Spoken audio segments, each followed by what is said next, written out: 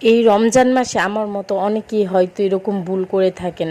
Please আমার মতো ভুল করবেন না। আমি সেহরির টাইমে রান্না করার জন্য মানে কলা সিদ্ধ করে রাখতে চাইছিলাম, তো সিদ্ধতে বসায় আমি যা ঘুমিয়ে পড়ছি। তো পুরা 3টা ঘন্টা আমার চুলার আগুন জ্বলছে। আর দেখেন না কলা কি হয়েছে, এটা কিন্তু কলা ছিল, আমি যে একটাই শুধু বেঁচে ছিল, আর সবগুলো কিন্তু একদম কয়লা কয়লা হয়ে গেছে। মানে কি বলবো, পুরোপুরি একদম কয়লা। আমার মাথায় কোনো কাজ করতেছিল না যে কি করব, আমি ঘুমিয়ে পড়ছি। তারপর আমি 4টার দিকে আমার হাজব্যান্ডে কল দিছে যে খাবারের জন্য। তো তখন আমি উঠতে মানে গন্ধে আমার পুরো ঘরটা ধোয়া দিয়ে ভইরা গেছে।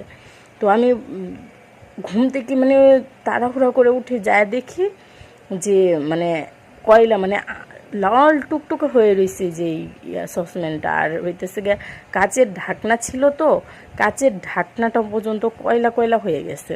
মানে এমন, এটা যদি ফাইটটা যাইতো তাইলেও কিন্তু একটা বড় সড়ো একটা দুর্ঘটনা ঘটে যাইতো।